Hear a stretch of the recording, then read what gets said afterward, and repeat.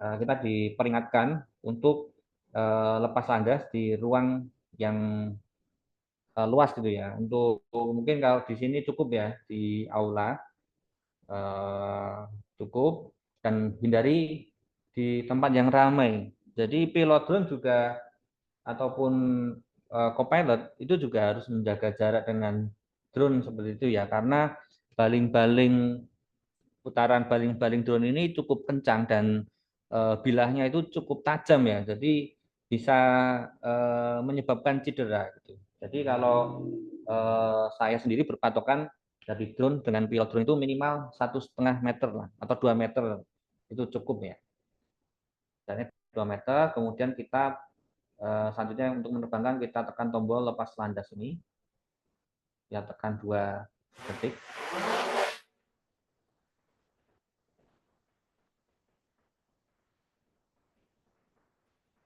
Ya. Jadi drone-nya ini akan otomatis dia akan stabil di ketinggian 1,2 meter ya.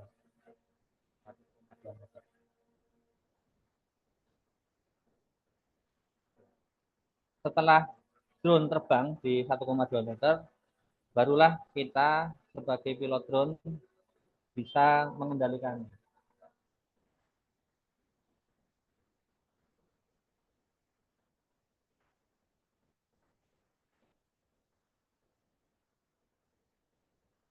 Nah, ini untuk eh, cara terbang ya. Setelah itu mau terbang kemana, silakan mau ke atas atau mau ke depan, ke belakang, asalkan kondisinya aman ya. Terus setelah terbang, kita turunkan drone-nya. Nah, ketika menurunkan drone-nya, kita ajak dulu nih drone kembali ke dekat kita ya sebagai remote pilot. Setelah dekat dengan kita atau setelah dia kembali ke titik awal, ya, kita bisa menekan tombol ini ada tombol yang sebelah kiri ya di bawah indikator sensor yang kedip-kedip sebelah kiri ini. Ini ada tombol eh, lingkaran, ada huruf H ini ya, home. Ini artinya drone ini akan turun ya di landasan pacunya tadi lah ya. Kita tekan tombol ini. Kemudian ada konfirmasi lagi untuk mendarat. Di sini ada peringatan pesawat akan mendarat di lokasi saat ini. Terbangkan pesawat dengan hati-hati. Kita konfirmasi.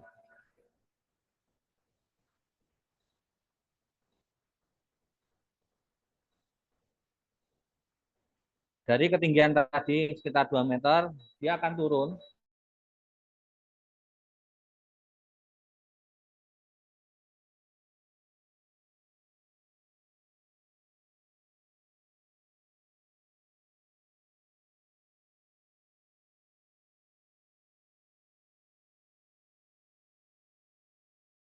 Kondisinya juga tidak berdebu, tidak ada kerikil, baru kita klik OK.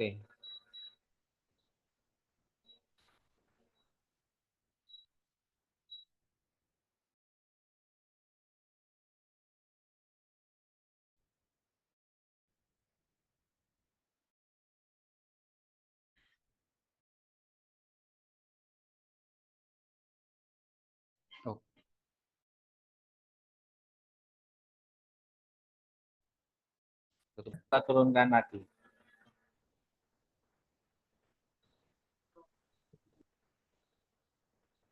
Konfirmasi, klik OK.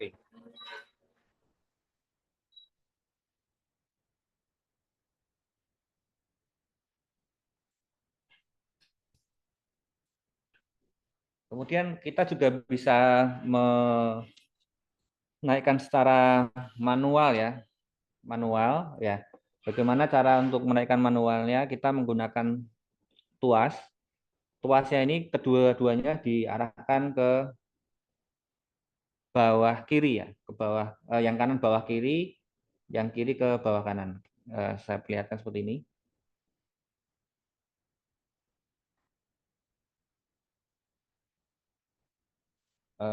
Saya ulangi ya, bukan ke dalam ya, tapi keluar ke yang sebelah kiri ke bawah kiri, yang sebelah kanan ke bawah kanan.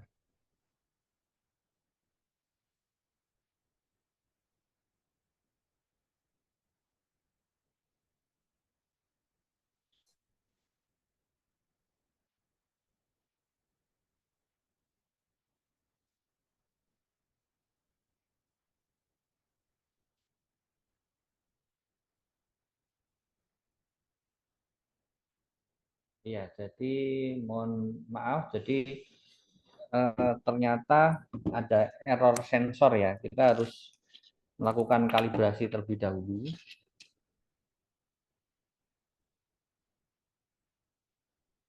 Kalau tadi sensor tadi yang saya sebutkan di awal tadi, sensor untuk melihat ada objek di atas atau di bawah kanan kiri gitu ya, untuk menghindari objek ya. Tapi juga di sini ada kompas ya. Kesalahan kompas pastikan tidak ada benda logam atau bermagnet di dekat pesawat dan kalibrasi sebelum menggunakan. Nah, mungkin di sini ada speaker aktif ya, sehingga membuat drone ini ada error di kompasnya gitu ya. Nah, ketika error kompas ini ternyata nggak bisa dinaikkan secara manual.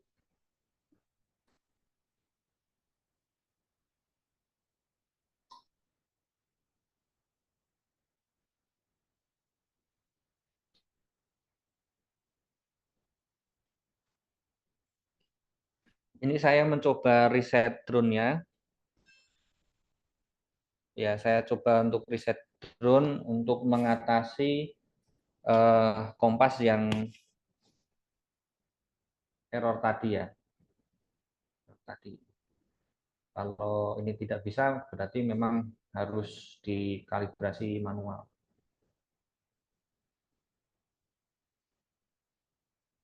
Nah, ini bisa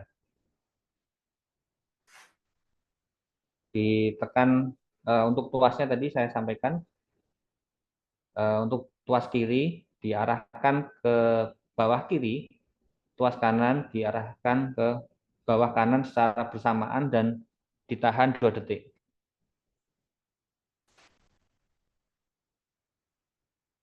Nah, ini ibarat motor ya, di starter terlebih dahulu ya, di kontak gitu kan, mesinnya akan menyala ya.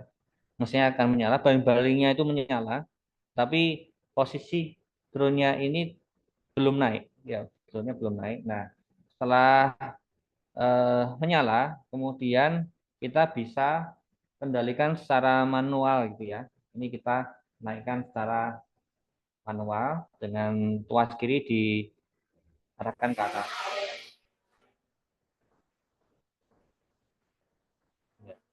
Ini cara manual. Kadang di lapangan kita bisa menggunakan otomatis, kadang juga dalam kondisi tertentu kita harus manual. Untuk turunnya ya bisa pakai otomatis yang ada di layar ataupun turun manual. Kalau turun manual, kita arahkan drone ke bawah pelan-pelan, pelan-pelan saja. Nanti setelah di ketinggian 30 cm ya, drone itu akan, meskipun kita arahkan ke bawah, drone itu akan tetap nggak turun ya. Dia akan ketahan di 30 cm. Nah, bagaimana cara menurunkannya? Kita paksa untuk tuasnya ke pentok ke bawah, kemudian dilepas.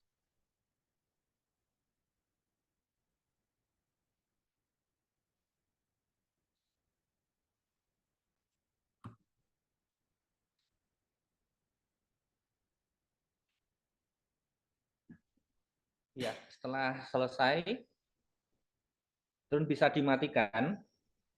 Cara mematikan drone-nya seperti cara menyalakan drone, tinggal dipencet 2 kali ya. Yang kedua ditahan 2 detik. 1, 2.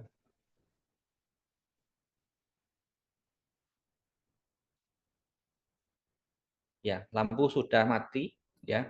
Kemudian di remote ada peringatan pesawat tidak terhubung ke RC, artinya drone-nya sudah mati dan sudah tidak terkoneksi dengan remote-nya. Setelah selesai menggunakan drone, ya baling-baling dilipat, kemudian eh, cara melipatnya dilipat dulu kaki belakang, ditekuk ke bawah pelan-pelan saja,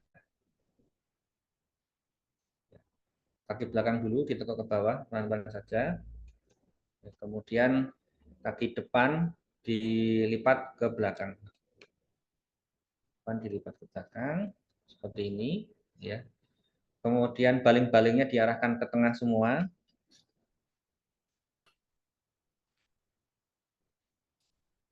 Lalu jangan lupa untuk memasang kembali tutup dari kameranya ya,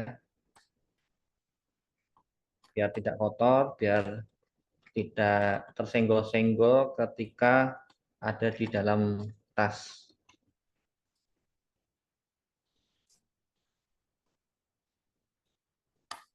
Mungkin kalau cara masang tutup depannya mungkin bisa dirasakan sendiri ya. Ada kadang agak susah gitu ya, agak susah waktu memasangnya seperti itu. Nah, ini posisi sudah selesai digunakan, kemudian jangan lupa juga untuk mematikan remote ya, jangan sampai remote ini, karena ini tidak bisa mati otomatis ya, jangan sampai ketika disimpan ternyata remote-nya masih nyala. Di remote ini juga ada prosesornya, jadi jadi kalau ada komputernya ketika dimasukkan ke dalam tas, ini bisa panas gitu ya, panas sehingga merusak dari remote-nya itu sendiri kalau terlalu panas. Cara mematikan remote seperti halnya drone, dipencet 2 kali dan yang kedua ditahan 2 detik. 1, 2. Ini sudah mati ya remote-nya. Kabelnya dilepas.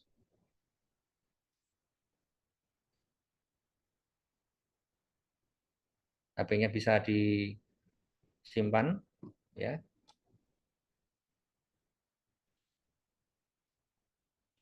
Kemudian kabelnya bisa dimasukkan kembali ke dalam seperti ini. Terus ini tempat HP-nya tadi bisa dimasukkan kembali ya. Kemudian tuasnya juga bisa disimpan di bagian bawah.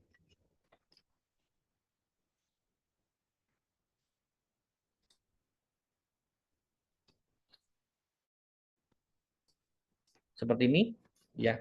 Kemudian silakan disimpan di tas atau di mana, dan salah satu hal yang penting juga adalah ketika selesai menggunakan drone itu jangan lupa drone-nya dibersihkan ya, karena uh, merawat drone itu biar bisa lebih awet, biar minim kerusakan, itu harus dibersihkan setelah selesai dari lapangan gitu ya. Alat untuk membersihkannya seperti alat untuk membersihkan kamera ya. Di sini ada apa ya, buat menghilangkan debu ya, dengan dipencet. Kemudian juga ada kuasnya, Kalau ini beli sendiri ya, tidak di kemarin waktu pengadaan itu tidak sekaligus pakai untuk membersihkannya ya. Ini eh, belinya di toko kamera saja. Jadi kali kegiatan harus dibersihkan. Kemudian kadang objek penilaian kan sifatnya kan mungkin rahasia, laporan penilaian kita kan rahasia gitu ya. Jadi sebisa mungkin ketika selesai menggunakan drone, data yang ada di drone itu bisa di-cut ya, dipindah, kemudian kita simpan masing-masing ya. Karena mungkin saja drone ini kan digunakan bersama-sama di kantor ya. Drone ini diadakan selain untuk kepentingan kegiatan penilaian juga dapat dipakai untuk kepentingan di kantor seperti misalnya membuat profil kantor atau kegiatan-kegiatan yang ada di kantor itu bisa menggunakan drone ini gitu ya. Kemudian itu terkait penggunaan drone. Kita kembali ke paparan, sudah izin share screen kembali.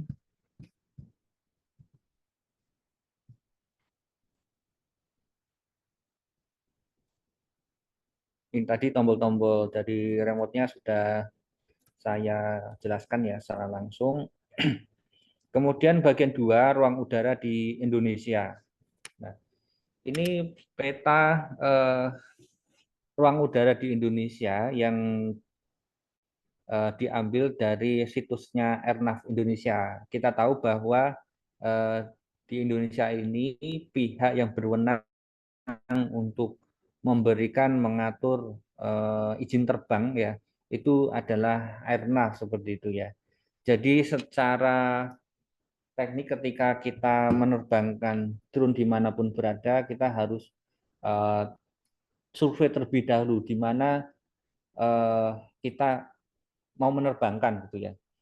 Ketika kita menerbangkan di sekitar bandara di jarak sekitar 2 kilo ya, itu kita harus wajib untuk wajib untuk izin terlebih dahulu ke Airnav ya, ke Airnav izin terlebih dahulu.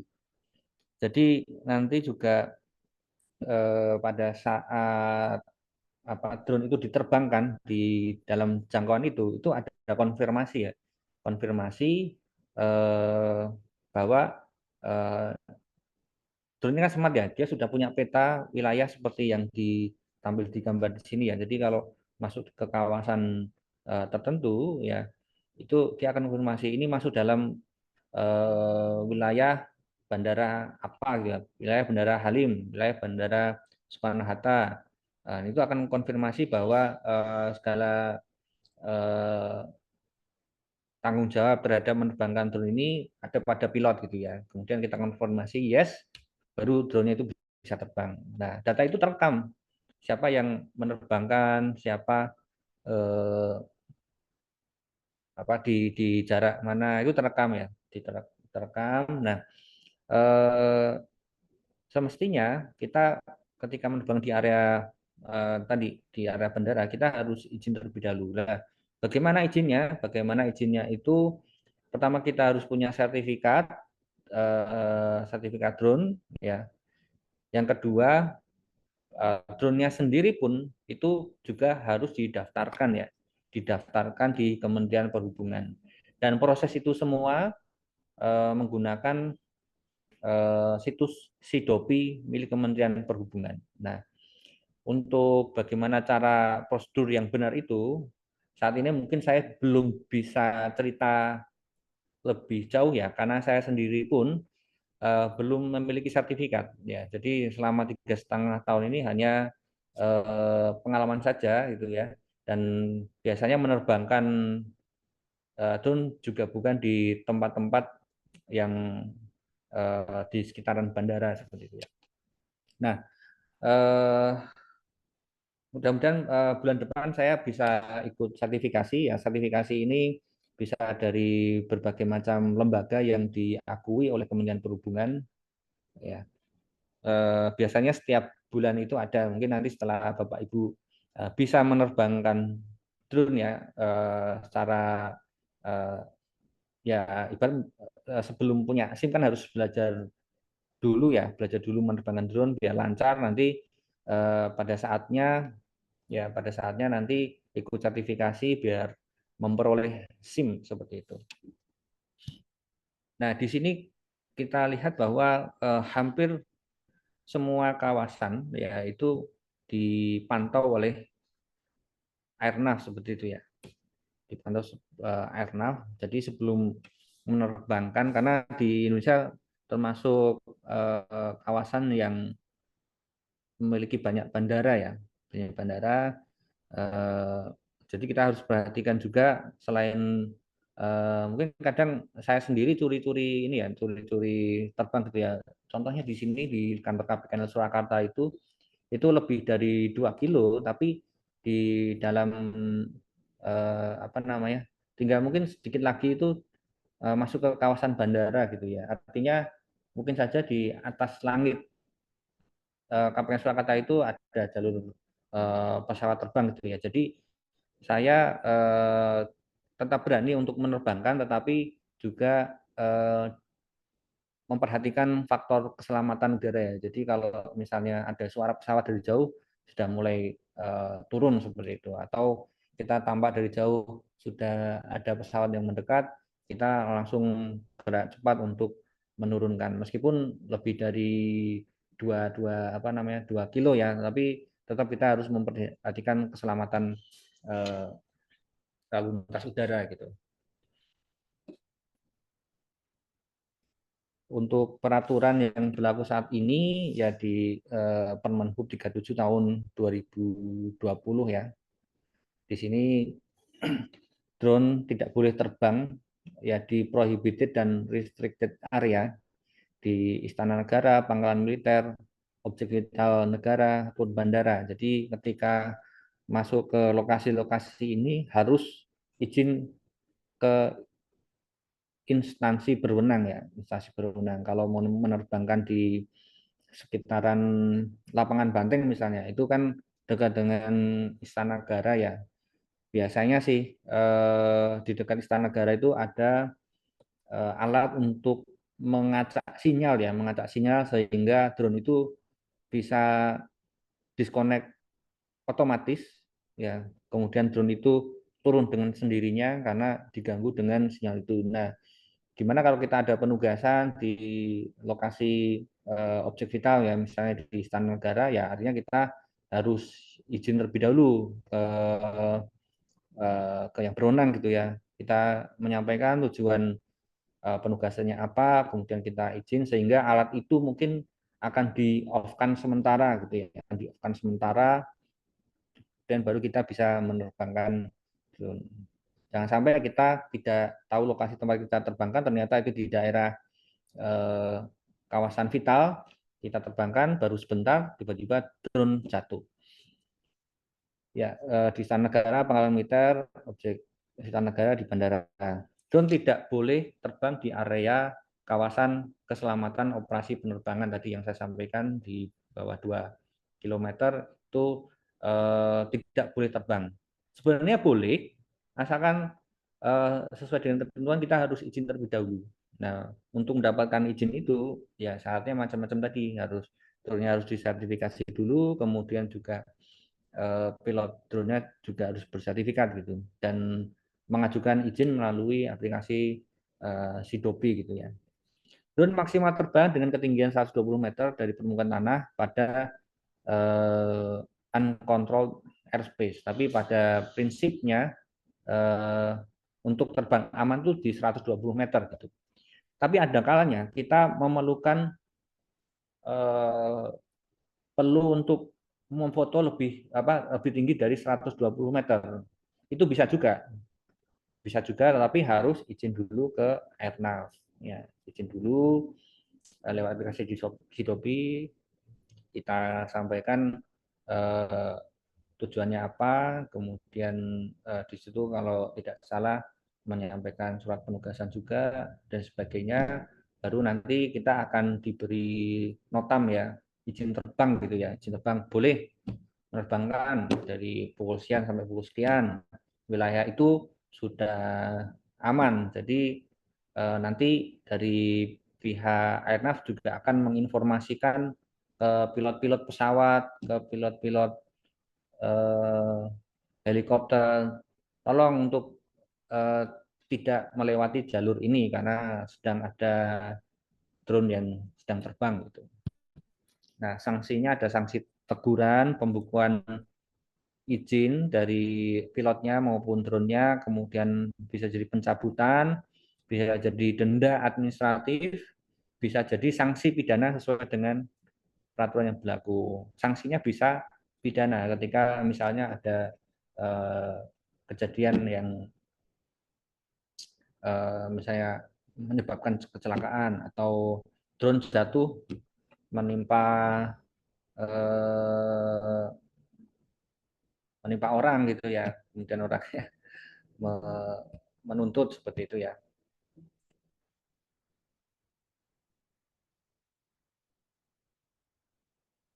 Ini perbandingan aturan lama sebelum 2020 itu sudah ada aturan, tapi yang sekarang ini sudah menggunakan PM 37 tahun 2020 ya.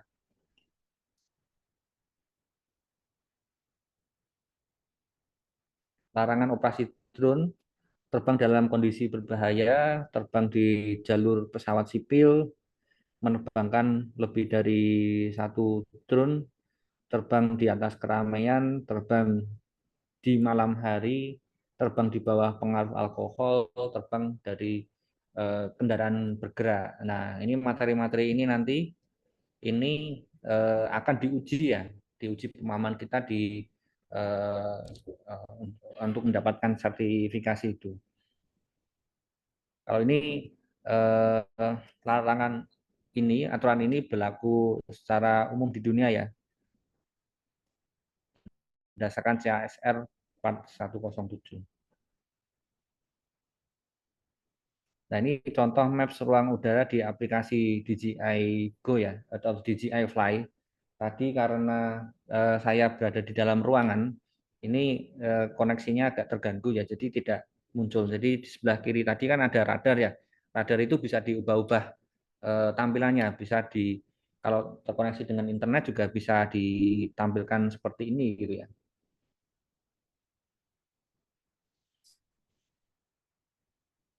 Kalau perizinan tadi sekilas saya sampaikan. Kemudian cara aman dalam menggunakan drone. Ini tips ya, tips cara aman yang perlu bisa dicontoh ya. Contoh. Jadi di sini ada dua orang di sini ya. Ada di gambar itu ada dua orang, ada pilot drone sama visual observer ya. Atau biasa kita sebut co-pilot gitu ya. Jadi ketika menerbangkan drone itu sebisa mungkin jangan sendirian kalau tidak ter, terdesak itu ya. Jadi selain pilot juga harus ada co-pilotnya untuk mengawasi drone itu sendiri eh, karena kondisi normalnya pilot itu melihatnya bukan melihat fisik drone-nya ya, tetapi melihat layar yang ada di dalam remote gitu ya. Pilot melihat di layar, sedangkan drone-nya sendiri itu ada co-pilot yang membantu. Gitu. Jadi kalau misalnya dalam range yang co-pilot bisa lihat gitu ya, bisa mengobservasi drone-nya, itu co-pilot bisa mengarahkan atau memberitahu, oh itu ada apa namanya, ada pohon yang tinggi atau ada bukit atau ada burung yang mendekat gitu ya. Itu co-pilot itu fungsinya untuk menginformasikan kepada pilot untuk berhati-hati ya. Tetapi ketika sudah di luar jangkauan mata, ya drone ini full control dari pilot ya, dan pilot hanya bisa melihatnya melalui layar dan dibantu dengan peta yang ada di layar gitu. Jadi kalau sudah mungkin jaraknya 500 ke atas, drone yang sebesar telapak tangan ini sudah tidak terlihat ya, sudah tidak terlihat.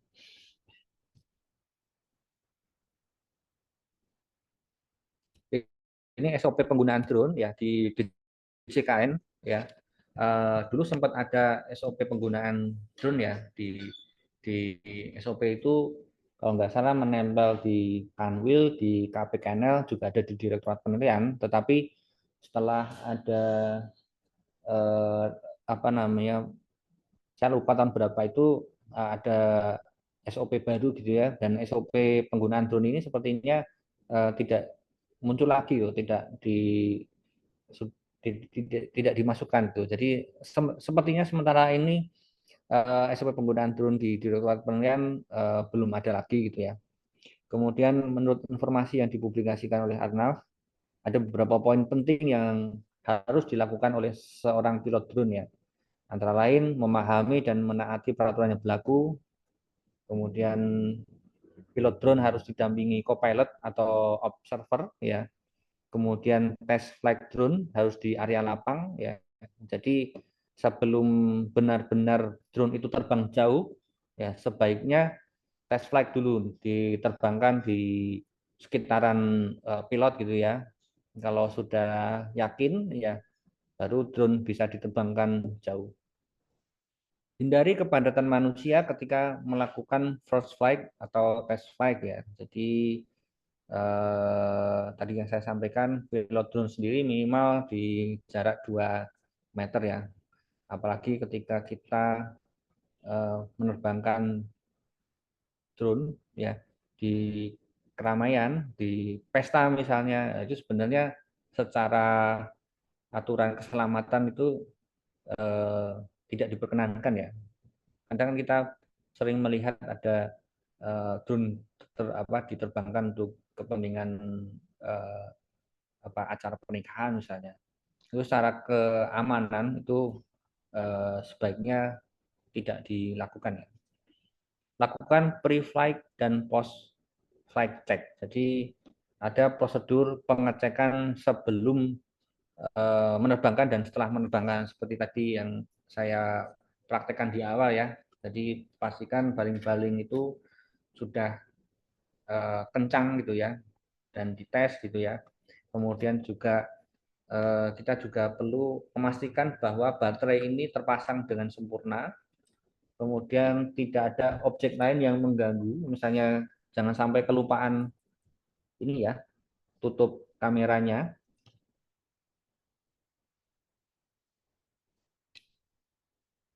Kemudian sebisa mungkin tidak ada yang mengganggu, misalnya stiker-stiker.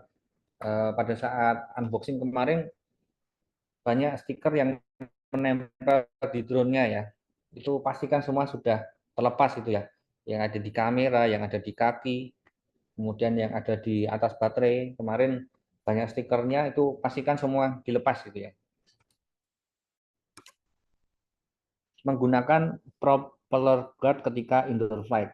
Nah, ada kesempatan untuk menerbangkan di dalam ruangan, tetapi untuk jenis drone-drone tertentu ya yang bisa dipasang propeller guard ya. Jadi ada propeller guard tambahan seperti itu. Tapi kalau untuk drone yang kita miliki untuk saat ini saya belum mendapatkan informasi apakah bisa dipasang propeller guard atau tidak. Tapi sepertinya tidak bisa.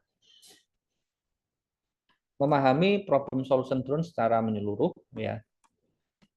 Problem ini kadang kita berdasarkan pengalaman ya. Seperti tadi ada error kalibrasi itu sebelum terbang peringatan-peringatan yang ada di layar tadi harus diatasi terlebih dahulu sebelum dilakukan penerbangan. Itu tadi berarti saya melakukan kesalahan ya. Semestinya eh, harusnya tadi peringatan-peringatan itu harus diselesaikan terlebih dahulu baru diterbangkan. Jadi yang tadi jangan ditiru karena waktu yang terbatas saja.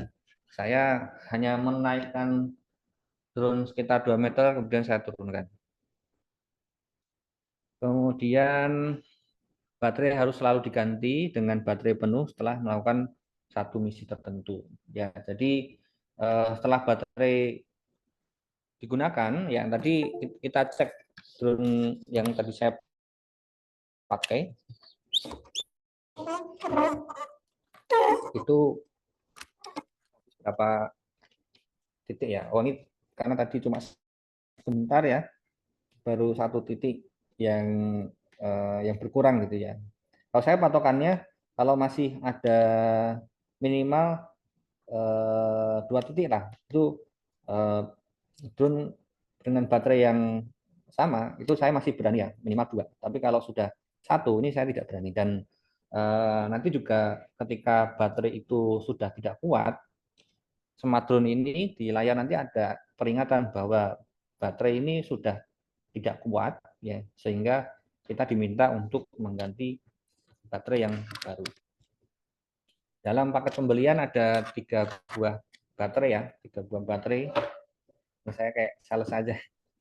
Cuma saya mau menginformasikan secara menyeluruh ya terkait drone yang kita beli itu agar Bapak dan Ibu tahu ya kondisi drone yang kita pakai. Drone ini ada 3 dan dalam paket yang kita beli itu ada charger yang bisa dipakai untuk ketiga-tiganya, ngetes ketiga-tiganya. 1, 2, 3. Bisa dicas di dockingnya ya.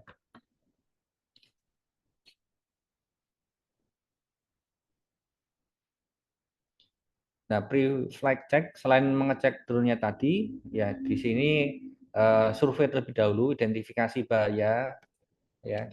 Dimana kita harus mengetahui di mana kita terbang, apakah di situ ada pohon-pohon tinggi, apakah di situ di wilayah hutan yang dimana biasanya di kawasan hutan itu ada elang ya, ada elang yang menguasai teritori. Jangan sampai elang itu menyerang drone kita gitu ya. Kita identifikasi dulu, kemudian cuaca, kalau cuaca mendung, eh, mendingan kita ditunda dulu, kita mungkin bisa memprediksi ya di saat kita terbang dari software-software peramal cuaca atau dari instansi yang berwenang, kita cek di lokasi itu kira-kira hujan atau tidak gitu ya. Identifikasi, kemudian 2 briefing ya, paling tidak briefing ini dengan co-pilot ya. Pilot menyampaikan rencana penerbangannya seperti apa, terbang kemana, kemudian apa yang diambil gambarnya, yang difoto gitu ya. Kemudian yang ketiga, cek koneksi drone tadi, kita pantau berdasarkan kekuatan sinyal. Kemudian yang keempat, cek daya tahan baterainya ya. Kita pastikan kalau bisa full 100% ya, sehingga kita bisa optimal menggunakan drone tersebut. Post flight check, cek unit baik fisik maupun sistem. Jadi kita cek lagi drone-nya tadi, setelah dilipat kita bisa cek kalau kotor ya kita langsung bersihkan, kemudian mungkin baling-balingnya sudah aus atau retak, kita berarti untuk penerbangan selanjutnya baling-balingnya harus diganti gitu ya. Baling-baling ini dijual di marketplace itu untuk yang asli di harga 200.000. Kemudian backup flight data, backup file media, simpan unit di tempat yang aman ya, sebelum disimpan sebaiknya untuk dibersihkan terlebih dahulu. Tips saat menerbangkan drone ini saya ulangi kembali ya, tadi sempat saya bocorin dikit-dikit. Yang pertama, berada di satu titik datar dan tidak berpindah ya. Ada lebih baik menerbangkan di titik yang sama, turunnya juga di titik yang sama, terbang dan turun di titik yang sama. Kecuali kalau dalam kondisi tertentu di lapangan menyebabkan kita harus berpindah gitu ya. Yang kedua, menerbangkan drone searah dengan orientasi pilot drone. Jadi tadi saya sedikit melenceng dari tips ini ya.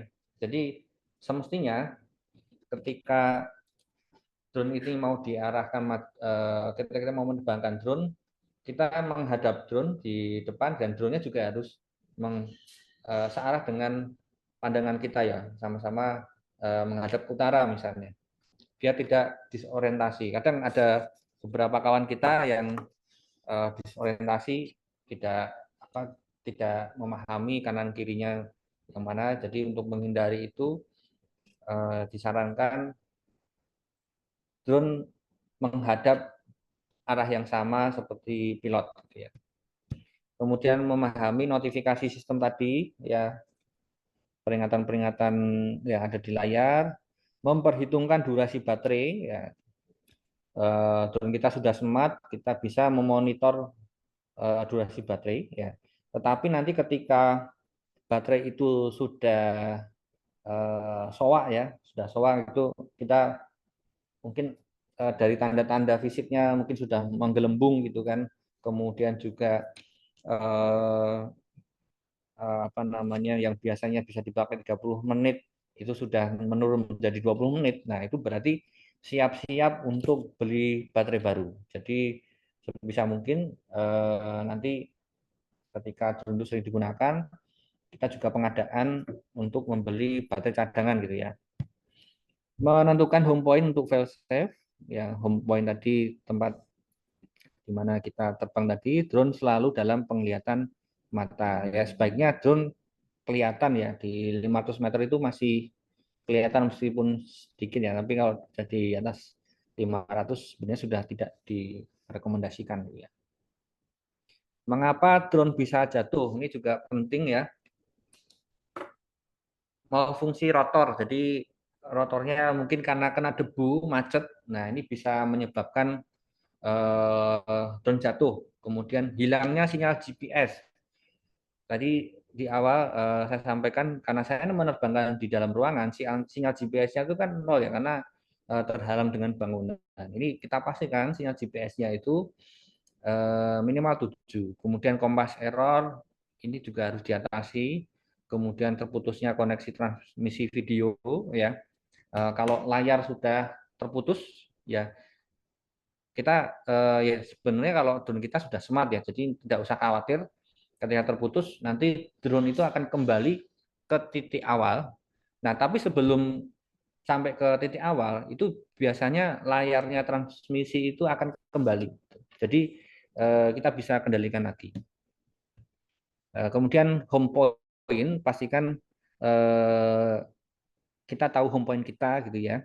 Kemudian drone kekurangan atau kehabisan daya, jadi pastikan minimal lah 25% ya baterai. Setelah 25% baterai masuk ke 25%, kita harus siap-siap kembali eh, ke titik awal gitu. Kemudian salah arah terbang, missing orientasi. Jadi eh, kita maunya kembali tapi malah menjauh gitu. Nah, untung drone kita smart, di layar itu ada radar kan, ada peta, itu kita bisa eh, mengarahkan ke lokasi pilot itu ada di mana gitu.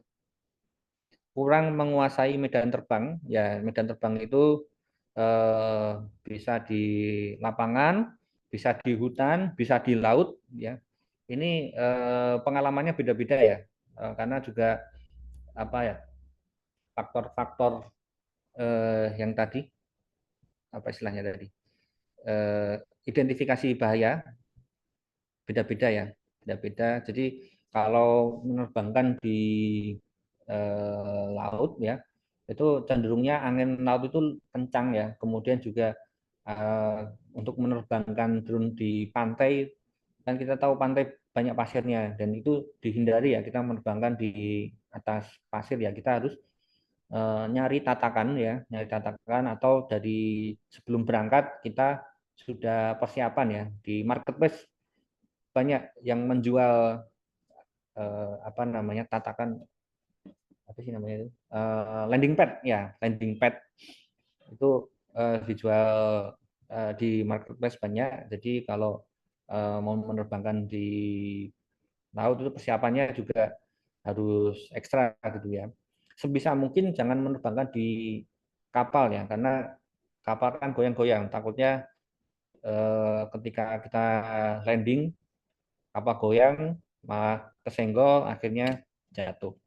Sudah banyak kejadian seperti itu. Nah, untuk drone yang DJI Phantom ini, karena ada kakinya, eh, itu memungkinkan sekali kita menerbangkan drone itu dengan cara dipegang kakinya ya, dipegang kakinya gitu. Kalau untuk yang DJI Phantom, kalau untuk ini yang kita R2S ini tidak bisa dipegang. Dalam beberapa pilot yang sudah berpengalaman, drone seri Mavic ini bisa diterbangkan dengan memegang bawahnya ya, memegang bawahnya gini diterbangkan, tetapi itu resikonya besar sekali. Jadi hanya yang jam terbangnya tinggi saja yang melakukan itu. Meskipun sebenarnya itu kondisi yang tidak aman yang harus dihindari. Kemudian faktor alam lainnya, gangguan hewan. Banyak pengalaman saya selama ini burung-burung kecil itu sering mendekat ke drone ya. Mungkin merasa mungkin itu entah musuhnya, entah dianggap teman untuk diajak main gitu ya. Kalau untuk burung-burung kecil, tapi kalau untuk burung elang dipastikan bahwa drone itu adalah musuhnya. Jadi saya pernah beberapa kali yang paling parah itu waktu di Raja Ampat itu elangnya sudah hampir menangkap drone saya gitu ya, drone yang saya terbangkan itu. Dan memang kita harus benar-benar membutuhkan co-pilot ya, observer gitu ya. Jadi kalau sudah ada indikasi burung besar gitu, mending kita cepat mungkin menghindar atau menurunkan drone. Suhu dan kelembapan, jadi kalau udah mulai mendung ya mending kita turun. Medan magnet seperti tadi, di sini tadi dalam ruangan ada sound system yang di situ ada magnetnya ya, menyebabkan error dari drone itu. Ada aplikasi untuk belajar mengoperasikan drone ya, simulator nih. Simulator, ini ada Real Drone Simulator, DJI Go Drone Simulator, ada Quadcopter FX Simulator ya. Ini remote yang dari drone aslinya ini bisa dikonekkan ke komputer ya, ke komputer, kemudian dipasang software ini, lalu kita mensimulasi menerbangkan drone menggunakan remote-nya. Ya mungkin sampai di sini dulu untuk pengenalan drone ini ya. Ini belum masuk ke materi identifikasi dan pengukuran ya. Ini baru awal, tapi nanti yang identifikasi dan pengukuran ini hanya sekilas saja ya, karena semestinya mungkin ada sesi lain karena harus persiapan untuk install software gitu ya. Jadi bisa praktik langsung. Tapi nanti akan saya menyampaikan sekilas saja. Mungkin sebelum masuk ke materi selanjutnya, eh, langsung saja saya buka sesi diskusi ya, sesi diskusi. Mungkin sementara saya batasi untuk tiga orang terlebih dahulu. Monggo Bapak Ibu, dari penjelasan di awal tadi bagaimana mengoperasikan drone sampai dengan tips-tips tadi, mungkin ada yang mau ditanyakan, saya persilahkan.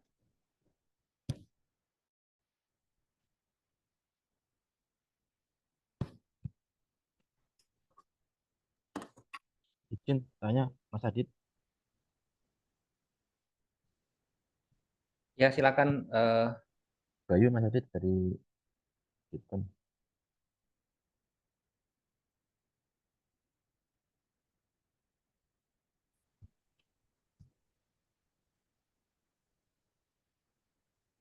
Izin Mas Adit tanya terkait dengan penjelasan dari Mas Adit tadi sudah ini nih, sangat eh, kompleks, sangat komprehensif sekali Mas Adit. Mungkin tipsnya ini Mas Adit, ini kan kebetulan kan kami juga misalnya baru lah belajar drone atau baru mengenal drone. Tipsnya agar ini Mas Adit, pertama berani menerbangkan drone itu gimana Mas Adit? Kadang kita kan takut Mas Adit, takut kalau TGR atau takut kalau terjadi apa-apa, terus kemudian kadang tangan tremor mungkin Mas Adit, terus kadang juga apa namanya, namanya juga ini ya, namanya juga masih pemula mungkin, biar lebih inilah cepat lancar untuk belajarnya, mungkin ada tips and triknya Mas Adit, mungkin itu dulu Mas Adit. Ya, mungkin sharing ya, izin Mas Bayu. Jadi kalau bisa dikatakan tremor tadi ya, saya beberapa kali masih mengalami tremor, Mas. Ketika eh, ada angin, angin kencang gitu, Mas ya. Padahal kan sebenarnya drone dengan jarak misalnya kita terbangkan di 500 meter di sana dengan kondisi di tempat kita menerbangkan itu kondisinya kan bisa lain. Mungkin anginnya di sana kencang, di tempat saya enggak, di tempat kita menerbangkan enggak kencang gitu ya. Atau kebalikan, di tempat menerbangin drone itu anginnya kencang banget tuh. Tapi sebenarnya di lokasi drone itu enggak kencang gitu kan. Nah, saya itu tremor ketika malah kondisi di tempat saya ini anginnya kencang, padahal belum tentu di tempat drone itu anginnya kencang. Itu saya mengalami beberapa kali seperti itu gitu ya. khawatiran drone jatuh gitu ya. Padahal seperti yang saya sampaikan di awal bahwa sebenarnya kan kalau kita menerbangkan drone untuk kepentingan penugasan, ya ini ketika ada kerusakan, ada kejadian yang menyebabkan drone kita rusak, semestinya sih kita tidak dituntut ganti rugi ya, tidak dituntut ganti rugi. Nah, bagaimana tips agar tidak tremor, kemudian berani menerbangkan drone? Ini dibutuhkan jam terbang, Mas. Ya, jam terbang. Jadi eh, menerbangkan drone tidak pada saat penugasan. Pada saat penugasan itu adalah show kita gitu ya. Kita harus siap sebelum itu. Ya, artinya eh, kita berlatih di waktu yang kita khususkan ya. Mungkin bisa sebulan sekali atau 2 minggu sekali atau seminggu sekali sambil manasin drone itu ya. Jadi berlatih maju mundur kanan kiri, naik turun, nanti lama-lama akan terbiasa gitu ya. Ya, jadi lama-lama akan terbiasa sehingga keberanian kita akan juga meningkat seperti itu, Mas. Jadi tidak khawatir lagi. Nah, kalau jarang nerbangin drone ya kemungkinan eh, keberaniannya belum muncul, Mas. Jadi harus sering latihan seperti itu ya. Latihan bisa didampingi oleh teman eh, yang bisa nerbangin drone atau latihan sendiri tapi dengan tingkat kehati-hatian yang perlu diwaspadai gitu, Mas. Ya, terima kasih banyak Mas Adit.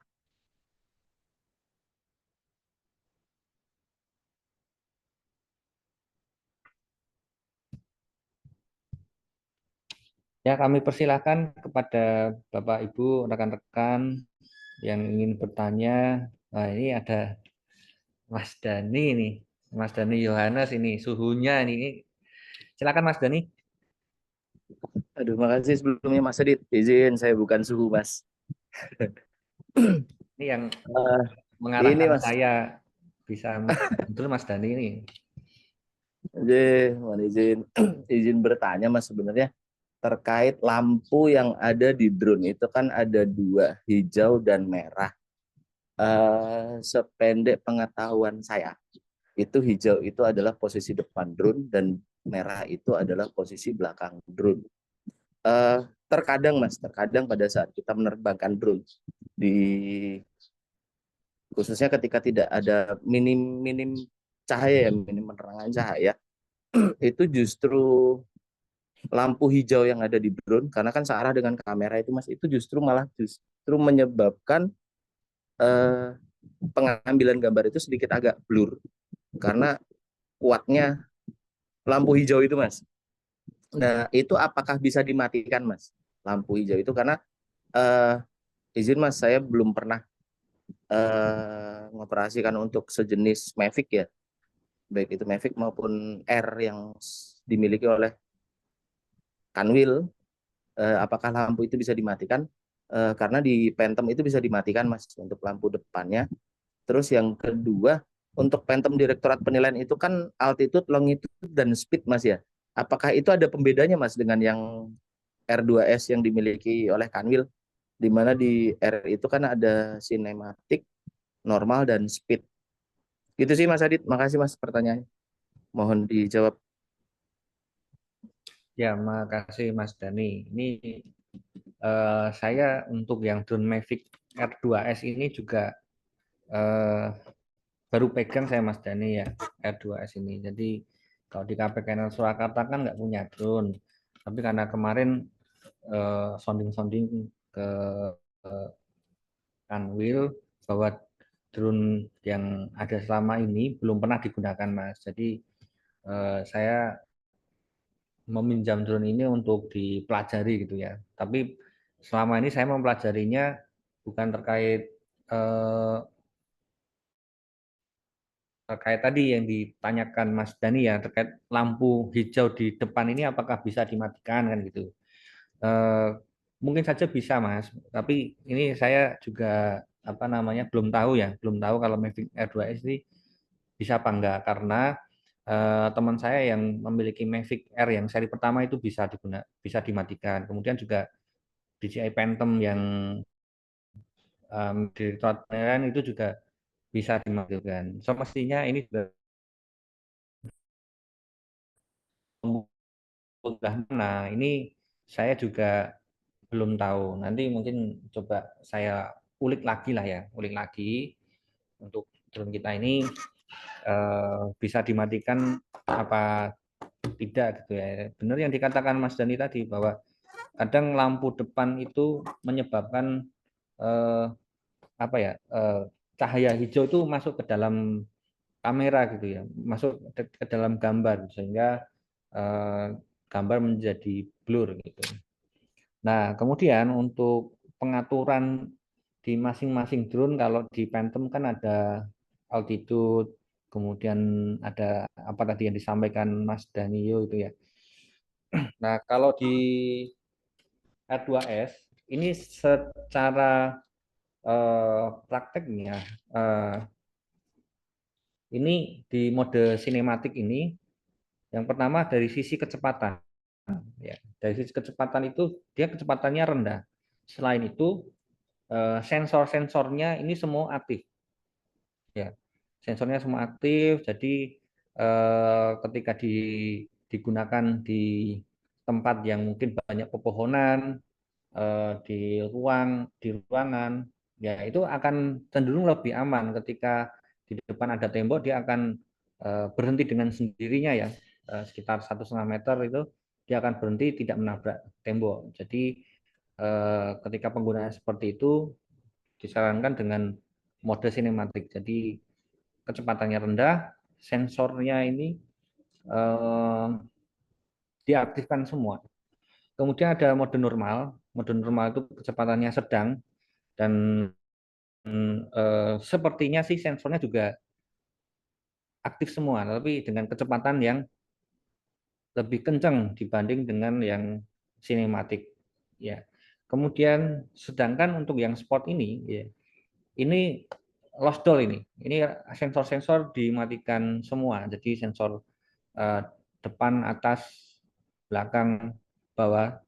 Ini sensornya itu dimatikan dan bisa digunakan untuk ngebut gitu ya, untuk kecepatan yang tinggi. Sehingga penggunaan spot ini harus lebih ekstra ya, berhati-hati. Dan biasanya kalau saya Mas Dani, spot ini pasti saya aktifkan ketika saya mau kembali Mas. Kadang kalau misi sudah selesai ya, saya langsung pindah ke mode spot untuk bisa cepat-cepat kembali, khawatir ada burung, khawatir mau hujan. Biasanya spot ini saya pakai untuk kondisi-kondisi yang urgent gitu ya, atau butuh cepat gitu ya. Seperti itu Mas. Jadi untuk mode-mode ini yang membedakan di kecepatannya sama penggunaan sensor Mas Dani. Selama beberapa minggu ya saya pakai, itu saya memahaminya seperti itu. Siap, makasih Mas Adit. Informasinya satu lagi Mas Adit, mungkin Siap, siap. klarifikasi terkait yang Mas Adit bilang tadi. Mohon izin Pak Widi, mohon izin Pak Alek.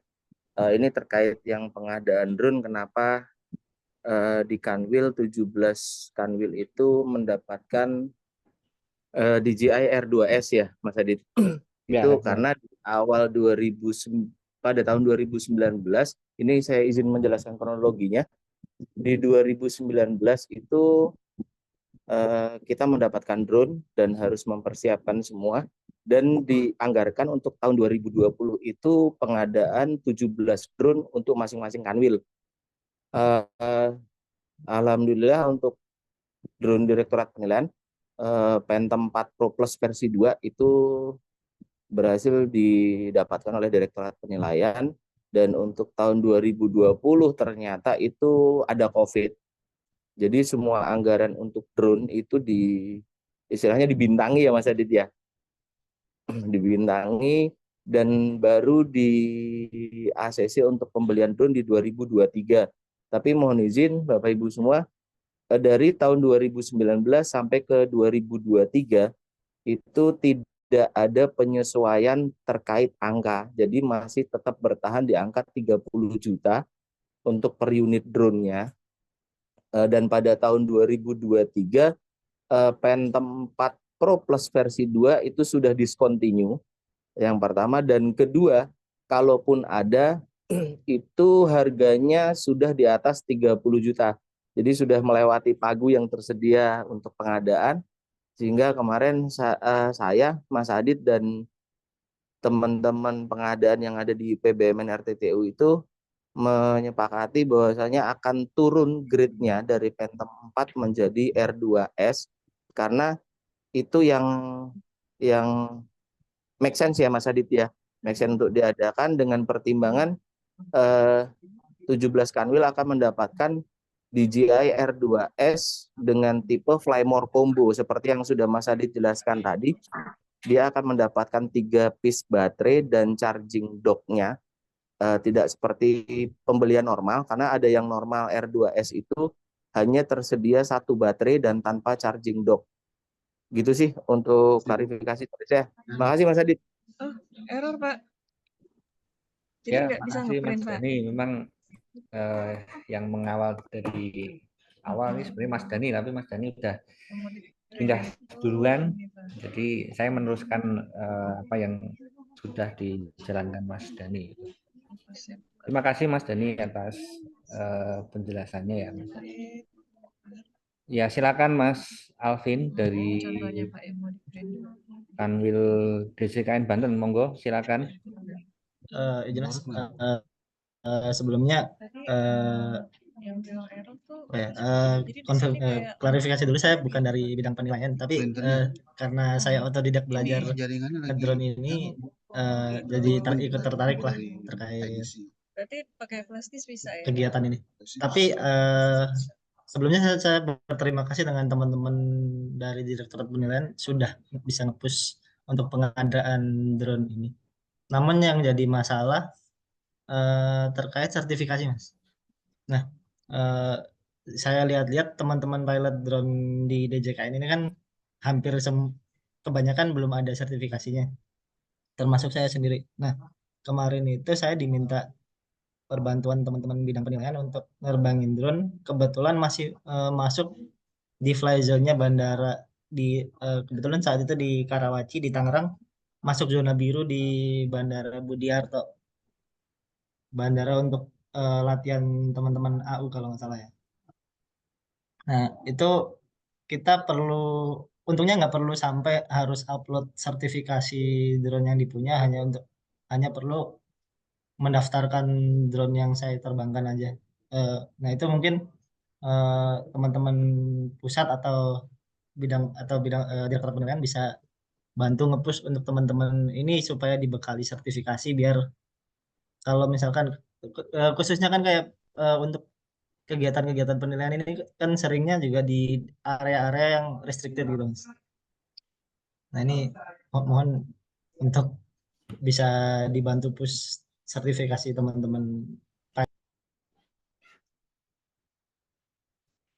Ya, makasih Mas Alvin. Berarti kalau menerbangkan Alvin ya, hanya saja memang Alhamdulillah sudah. Atau sudah punya drone Mas pribadi? Saya pribadi punya juga. Ya. Jadi untuk terkait dengan sertifikasi, mungkin tadi sempat di awal Pak Widi ya, menyampaikan kondisinya Mas. Menyampaikan kondisinya memang kita sudah di Direktorat Penilaian ya, pada saat itu memang sudah merencanakan pengadaan, kemudian terkait sertifikasinya. Nah, mungkin apakah Pak Widi masih bergabung ya di sini ya? Mungkin yang bisa lebih menjelaskan kondisi saat ini dari rekan-rekan Direktorat Penilaian sih Mas. Cuma memang itu concern kita ya, concern DJKN yang tadi disampaikan di awal, tahun depan kemungkinan sudah di ACC lah dari bagian kepegawaian terkait pelatihannya dan terkait sertifikasinya gitu. Jadi tinggal menunggu waktu saja. Nah, sebenarnya eh, ini sudah kita konsep, sudah Mas Dani Yohanes tadi sudah konsep juga pada waktu itu, waktu masih di Direktorat Penilaian, tapi memang karena kondisi ya, kondisi COVID, kemudian kondisi juga anggaran dana yang terbatas untuk pelatihan itu gitu kan. Karena kan kita juga mau mengundang dari pihak penyelenggara dan mendatangkan personel juga butuh pendanaan ya Mas. Sepertinya masih ada kendala di sana, tapi tetap informasi yang tadi disampaikan Pak Widi tadi, kemungkinan tahun depan kita bisa mencoba untuk mensertifikasi pilot drone yang ada di JKN. Ya, ditunggu aja Mas, ditunggu aja. Baik, mungkin sedikit sudah 3 orang ya yang bertanya. Mungkin izin saya sharing materi yang selanjutnya ya, terkait penggunaan drone ini untuk identifikasi dan pengukuran objek penilaian. Jadi untuk identifikasi kita bisa berdasarkan foto-foto hasil tangkapan drone. Di sini saya mau menampilkan ya beberapa foto yang pernah saya ambil. Menggunakan drone.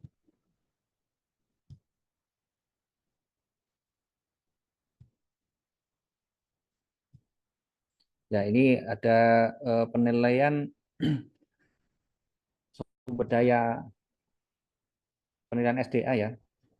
Ini penilaian SDA di Kepulauan Anambas. Nah, ini yang menerbangkan Mbak Yeni dari Direktorat Penilaian ya.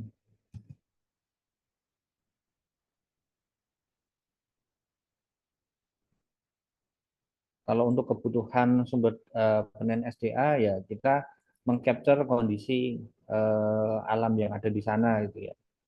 Kita tidak bisa kalau mengcapture foto dari bawah kurang bisa menggambarkan kondisi sekelilingnya ya, maka memang perlu untuk menerbangkan drone ketika kita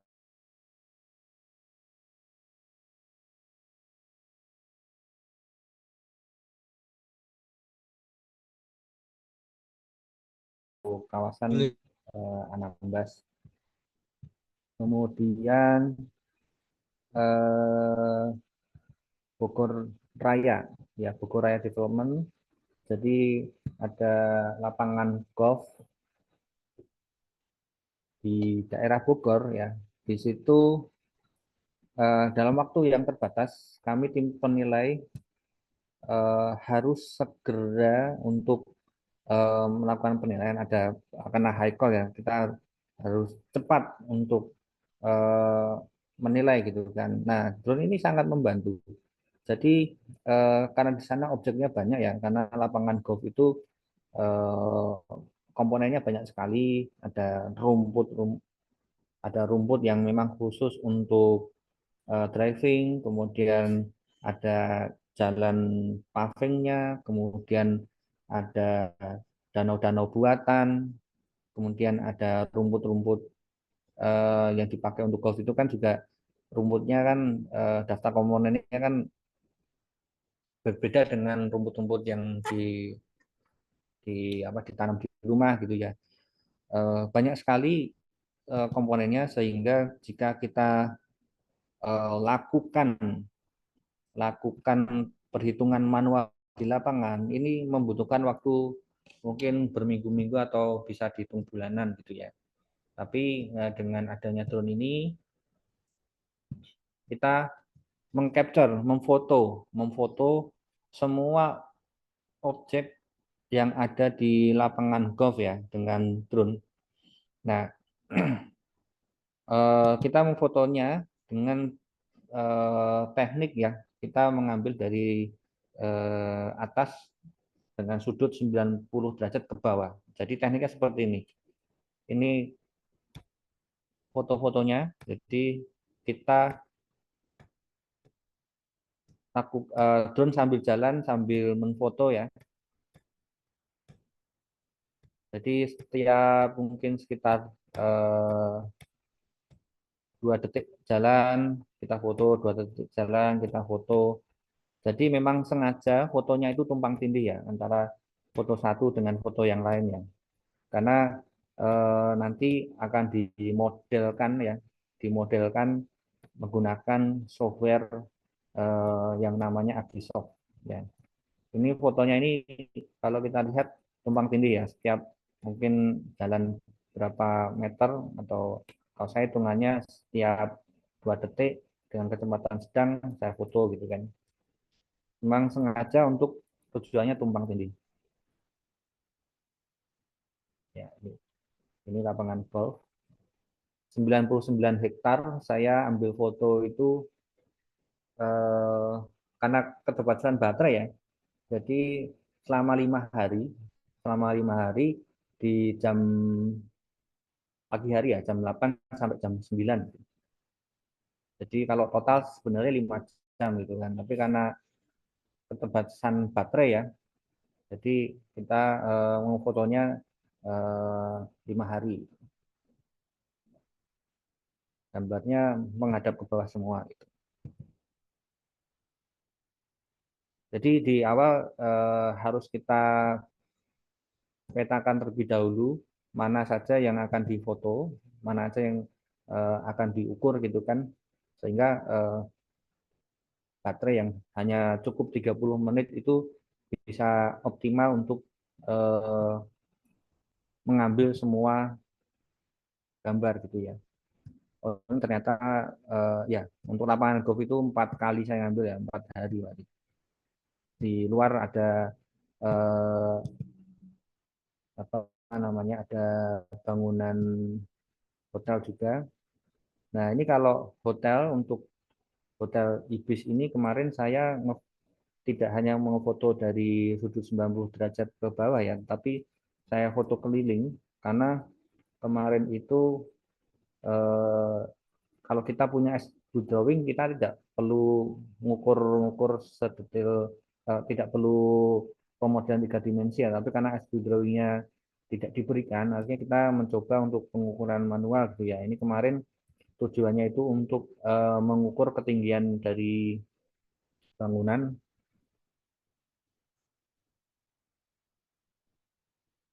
Jadi eh, selain foto dari sudut 90 derajat ke bawah, kita foto keliling ya.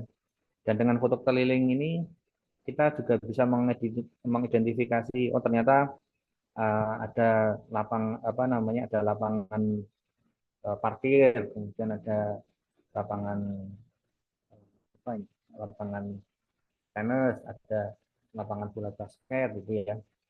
Kemudian juga kelihatan kolam renangnya dari jauh. Kemudian juga kita bisa lihat di atap itu ternyata eh,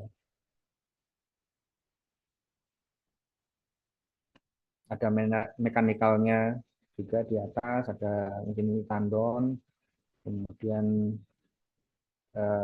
ya kita bisa mengcapture apapun yang tidak bisa di-capture dari bawah gitu ya.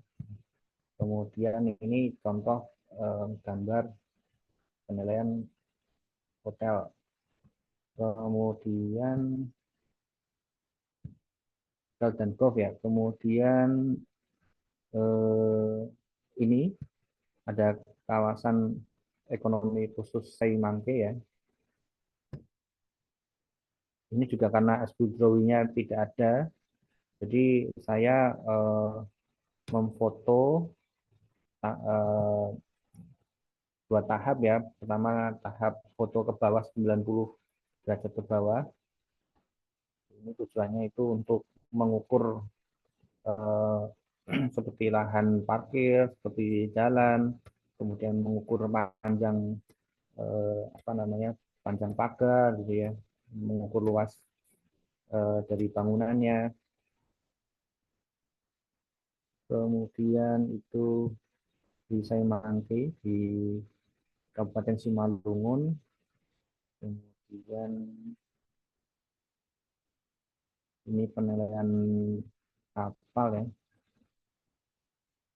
Ini tujuannya hanya untuk ingin mengetahui kondisi secara utuh dari tas ya. Ini kapal milik Polri.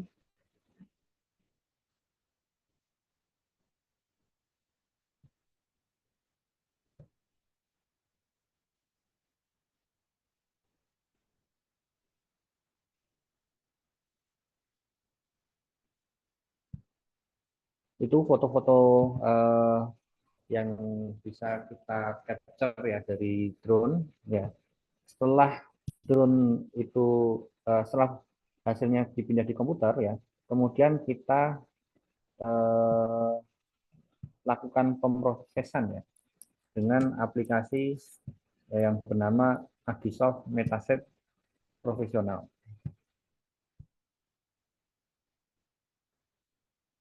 Ya, untuk Agisoft Metaset ini aplikasinya eh, sebenarnya berbayar ya, sebenarnya berbayar, tapi eh, dia ada untuk khusus untuk penggunaan untuk pembelajaran sepertinya eh, tidak ini ya, tidak perlu membayar gitu ya. Tapi kalau untuk ingin dibuka fitur secara keseluruhannya itu eh, harus membayar terlebih dahulu gitu. Kemudian bagaimana tahap-tahapannya? Tahap-tahapannya cukup sederhana ya sebenarnya. Jadi kemarin kita membuat bultek ya, nanti bisa dipelajari bulteknya juga di BPP 2 tahun 2023, sudah setahun yang lalu. Langkah-langkahnya itu cukup mudah. Pertama, foto-fotonya itu dimasukkan terlebih dahulu ya. Setelah aplikasi terbuka, kemudian kita masuk ke workflow gitu ya. Kemudian kita tambahkan foto.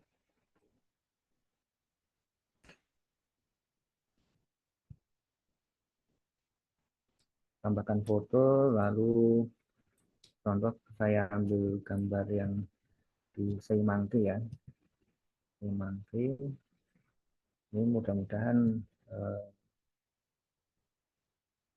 prosesnya tidak memakan waktu lama. Karena pemrosesan ini tergantung juga dengan kemampuan dari laptop gitu ya. Sebisa mungkin menggunakan laptop yang standar apa yang bisa untuk mengolah video gitu ya. Standar untuk mengolah video. Nah, setelah tadi dimasukkan gambarnya, foto, kemudian kita masuk ke workflow lagi, kita ke batch proses gitu ya. Jadi ada langkah-langkah yang harus diikuti. Langsung ke batch proses. Sebenarnya langkah-langkahnya itu di apa ya, bisa manual satu-satu ya. Ada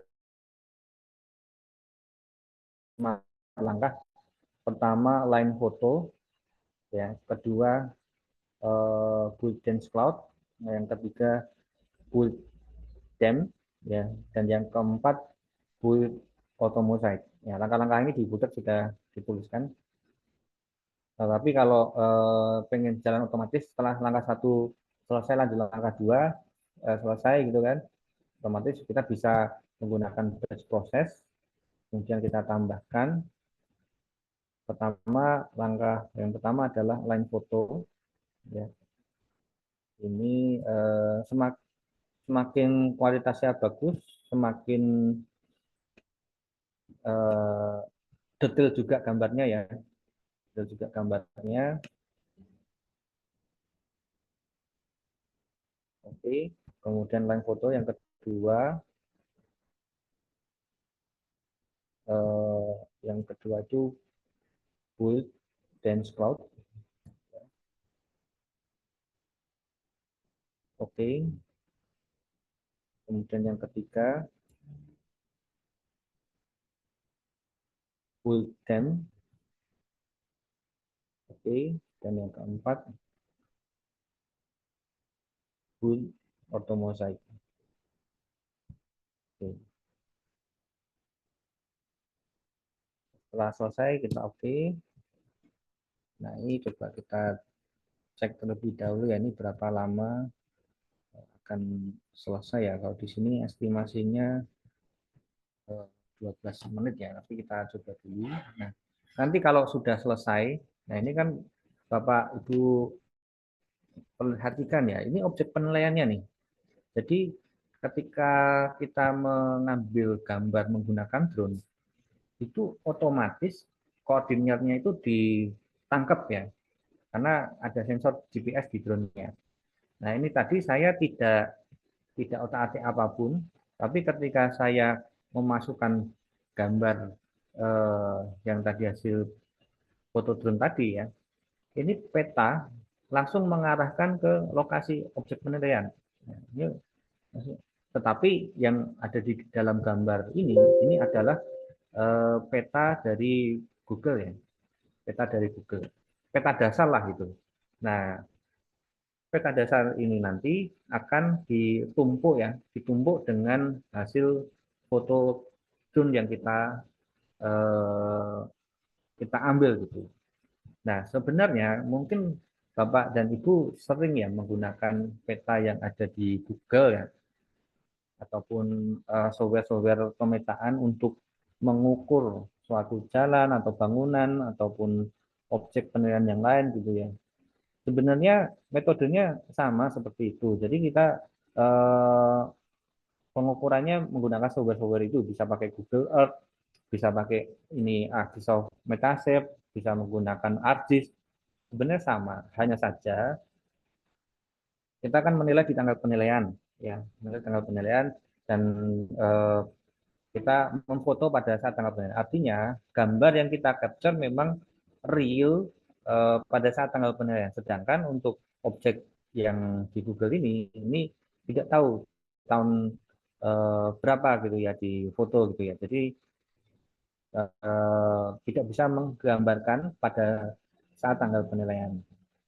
Nah, selain itu juga kualitas gambar itu bisa lebih detail. Nah, di sini kan gambar pavingnya kan sama samar ya. Nah, jika kita menggunakan hasil dari citra drone yang kita ambil itu sampai ke eh, apa ya, satu kotak paving itu bisa kelihatan ya dengan kualitas kamera yang drone yang kita miliki. Ya, jadi akan lebih akurat, lebih bagus menggunakan drone dibanding dengan citra yang ada di eh, aplikasi ini. Citra yang dari Google ya. Ini kita masih butuh waktu sekitar 7 menit. Nanti setelah selesai, nanti akan ada lapisan baru di atas objek penilaian ini ya, di kotak ini. Nah, nanti setelah diproses sama software ini, nah kita bisa mengukur dari titik A ke titik B panjangnya berapa. Nanti kita bisa ukur manual ya, bisa ukur manual. Nah, atau kalau Bapak Ibu mungkin tidak familiar dengan software Arcsoft ini dalam pengukuran ya, atau ingin fitur-fitur seperti yang ada di Google Earth misalnya bisa digunakan untuk menyimpan ya, untuk menyimpan bidang gitu ya. Itu bisa diekspor ya, diekspor dari software ini ya, software Arcsoft ini ke dalam software Google Earth misalnya. Ini coba saya praktekkan ya.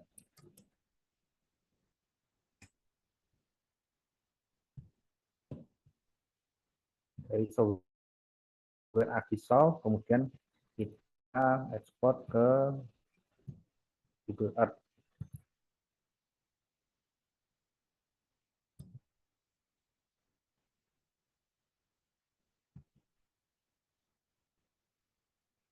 Nah, ini hasil citra drone ya yang sudah diekspor ke dalam Google Earth.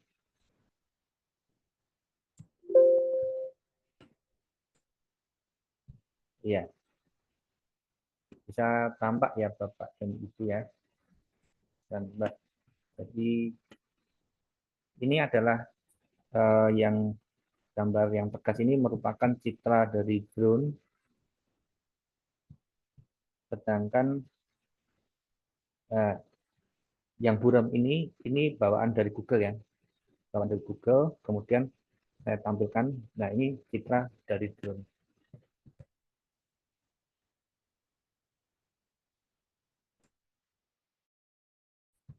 Sangat detail, sangat jelas. Jadi untuk pengukuran bisa lebih akurat ya.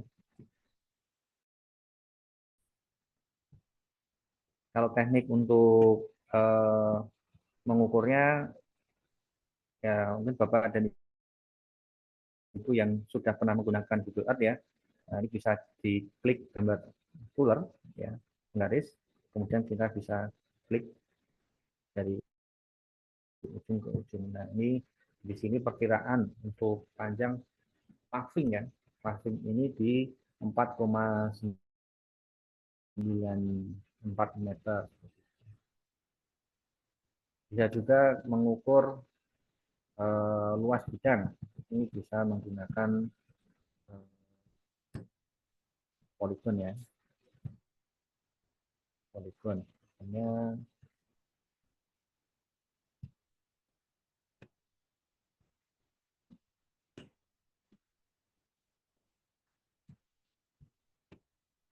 dan misalnya saya mau mengukur luas atap ya, klik tombol penggaris, kemudian poligon, lalu kita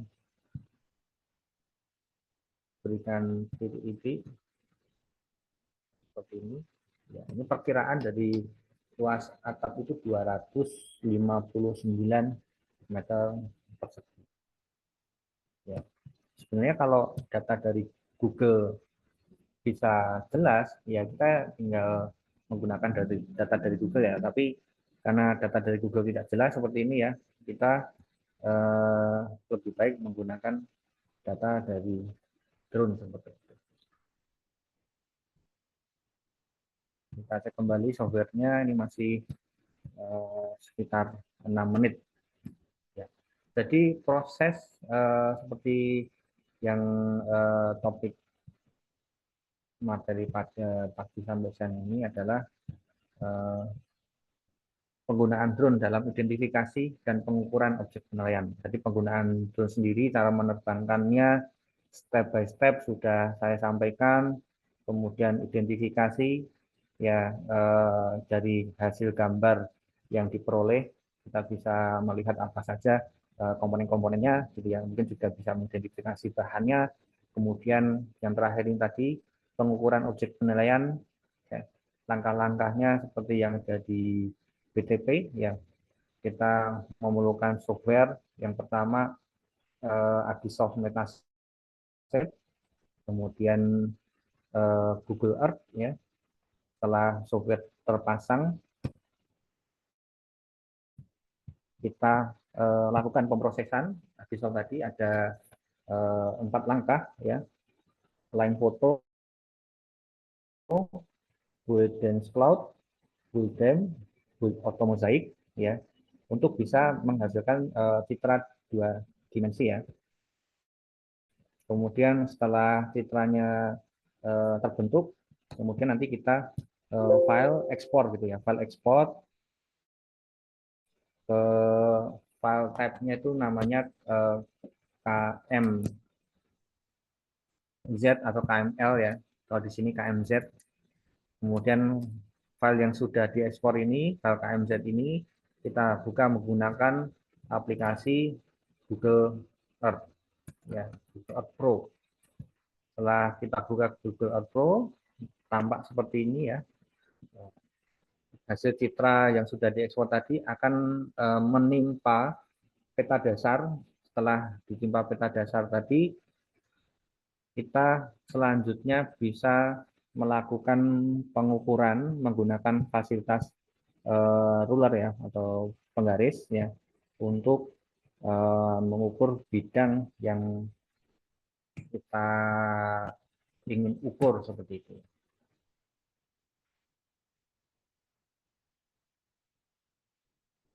Baik, sambil menunggu proses renderingnya selesai, mungkin saya ajak kembali untuk berdiskusi. Saya buka sesi pertanyaan lagi ya. Mungkin izin Mbak Nur Saadah, waktu yang diberikan ke saya sampai berapa lama ya, sampai jam berapa gitu.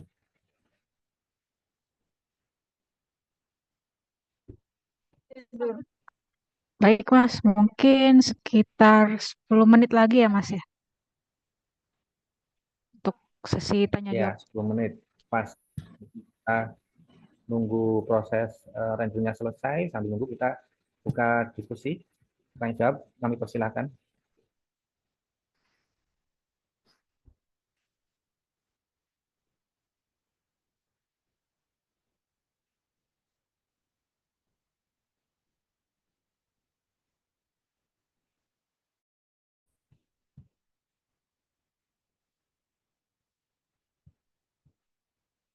Izin tanya lagi boleh Mas Adit? Ya, silakan Mas. Iya, izin. Mohon maaf, ini terkait rendering sama pengolahan data di Agisoft, Mas. Ini kan kebetulan kan proses eh, pencitraan ya, pencitraan terkait apa namanya penginderaan jarak jauh melalui drone ini memerlukan banyak foto, Mas Adit. Misal 1000 foto atau lebih dari 1000 foto atau sangat eh, kompleks seperti itu. Izin Mas Adit, untuk proses renderingnya sendiri mungkin ada ini tips and trick Mas Adit ketika kita mengolah fotonya ini bagaimana spesifikasi komputer yang mungkin perlu kita apa namanya kita gunakan sehingga nanti prosesnya agar lebih cepat dan tidak lag seperti itu. Mungkin ada tips pengalaman Mas Adit.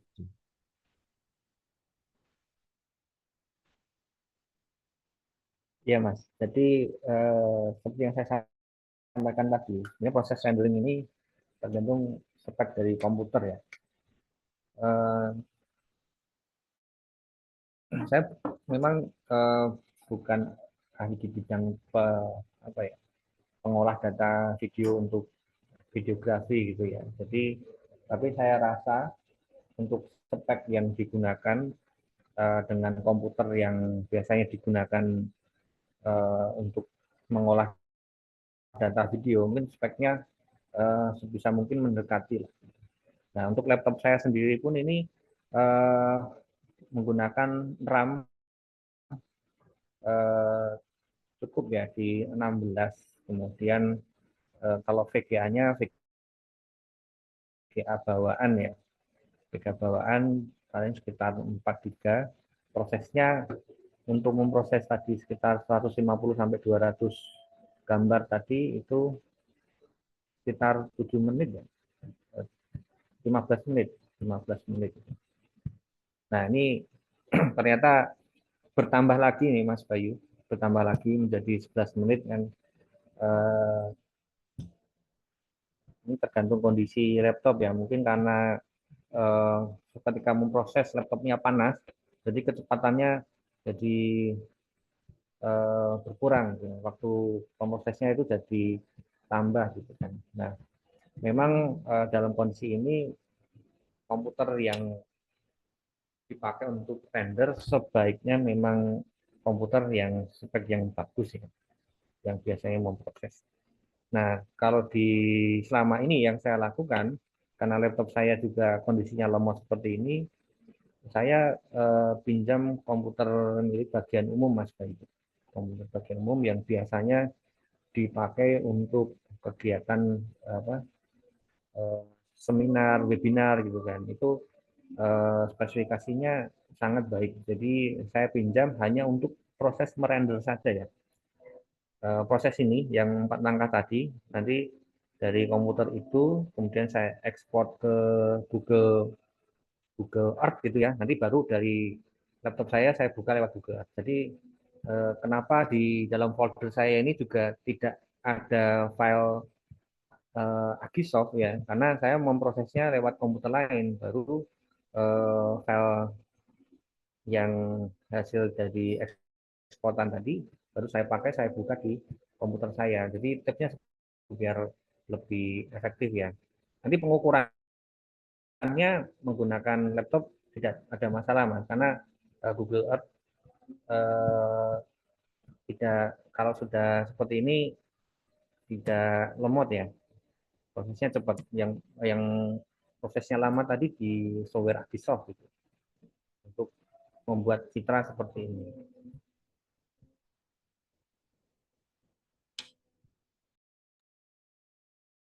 Siap, makasih Mas Adit. Sama satu lagi Mas terkait aplikasi, mungkin kita sembari menunggu ya. Untuk aplikasi Ya, pengolahnya kan Agisoft. Ada aplikasi lain nggak Mas kira-kira yang untuk mengolah data ini selain Agisoft yang mungkin bisa rekomendasi Mas? ya, sebenarnya ada aplikasi yang lain, Mas. Tapi menurut beberapa teman yang pakar di bidang rendering ini, eh, sangat disarankan menggunakan Agisoft ini sih, Mas. Agisoft ini di Bultek sepertinya juga saya tuliskan beberapa aplikasi eh, yang lain yang bisa digunakan. Tetapi untuk proses, untuk keakuratan, kemudian kecepatan, juga Agisoft ini termasuk yang paling cepat gitu. Dan juga lisensinya juga tidak terlalu mahal, dengan untuk paket yang hemat itu kalau nggak salah 1,5 juta. Itu tidak terlalu mahal dibandingkan dengan yang lain gitu Mas. Jadi ada yang lain tapi tidak direkomendasikan Mas. Lebih baik pakai Agisoft ini. Siap. Terima kasih Mas Adit.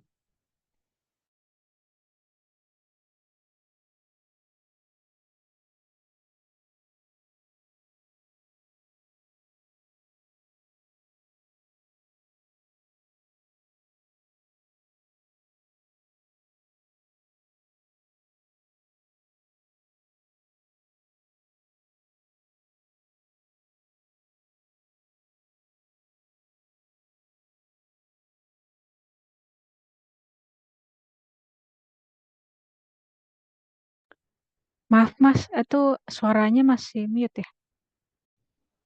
Oh ya, maaf. Jadi sambil menunggu proses rendering, mungkin silakan yang bertanya, karena nanti selanjutnya yang hadir di dalam pertemuan ini ada tugas untuk bisa me, apa ya, sharing ya, sharing kembali ke rekan-rekan di kanwil masing-masing gitu ya. Tapi sebenarnya untuk pelatihan drone ini memang baiknya offline ya, karena harus ada yang dipraktekkan seperti itu. Jadi kalau hanya teori saja itu kurang gimana gitu ya, kurang masuk menurut saya. Tapi ya karena eh, memang kondisi yang saat ini harus seperti ini ya, eh, ya mau tidak mau kita menggunakan daring seperti ya. Tetapi mungkin harapan saya nanti Bapak Ibu yang ditugaskan untuk sharing ke teman-teman yang ada di Kanwil bisa melalui pertemuan offline gitu ya, sambil nyoba drone bersama-sama seperti itu. Jadi karena memang drone ini memang tidak bisa dibayang-bayang saja gitu ya, memang harus dipraktekkan seperti itu.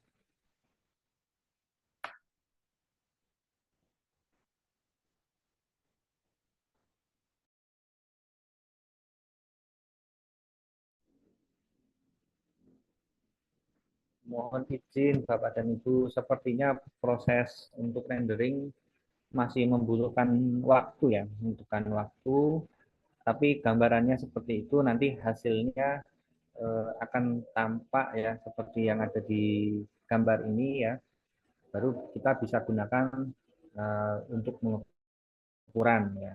selain pengukuran ini, seperti yang tadi saya sampaikan di awal, hasil foto drone ini kita bisa mengidentifikasi ya terhadap objek apa saja yang akan dilakukan penilaian.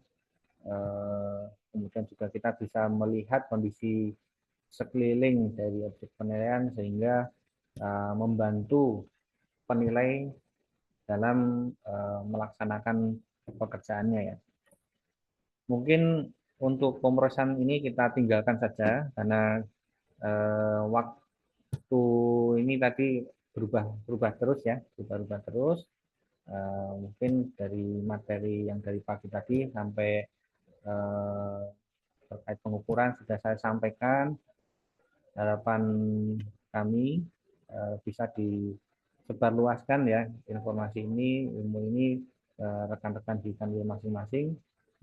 Mungkin karena tidak ada pertanyaan lagi, mungkin dari saya cukupkan. Ya.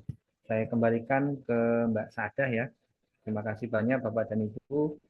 Mohon maaf jika ada kekurangan selama pengajaran. Mungkin juga cara menyampaikan saya yang kurang baik. Saya mohon maaf yang sebesar-besarnya. Saya akhiri. Wassalamualaikum warahmatullahi wabarakatuh. Monggo. Waalaikumsalam warahmatullahi wabarakatuh. Terima kasih Mas Adit atas paparan materinya ya yang sangat komprehensif ya Mas. Semoga bermanfaat buat teman-teman di Kanwil dan KPTN. Baik Bapak Ibu yang berbahagia, demikian tadi telah kita ikuti bersama rangkaian kegiatan Training of Trainers penilaian tahun 2024 dengan tema penilaian properti seri keempat yaitu penggunaan drone dalam identifikasi dan pengukuran objek penilaian. Semoga apa yang telah disampaikan narasumber kita dapat bermanfaat dan menambah wawasan bagi kita semua. Terima kasih atas kerjasama dan partisipasi dari seluruh pihak. Saya selaku MC yang bertugas mewakili seluruh panitia memohon maaf apabila ada kekurangan atau kesalahan dalam kegiatan TWT ini berlangsung. Saya Saadah pamit undur diri. Akhir kata, selamat pagi menjelang siang. Wassalamualaikum warahmatullahi wabarakatuh. Terima kasih Bapak Ibu semuanya. Izin Mbak Nur Saada. Terima kasih. Izin Mbak Nur. Makasih Mas Mbak Adit. Nur, izin Mbak. Ya, Izin Bapak Ibu semua. siap. Mungkin mohon di ini yang teman-teman yang ada di kantor pusat, Pak Widi, Mas Bayu, Rizky, Mbak Saada dan teman-teman Direktorat Penilaian yang lain, mohon izin karena memang pada saat pengadaan drone itu, ini sebelum ditutup ya Mbak Saada, nggak apa-apa Mbak ya?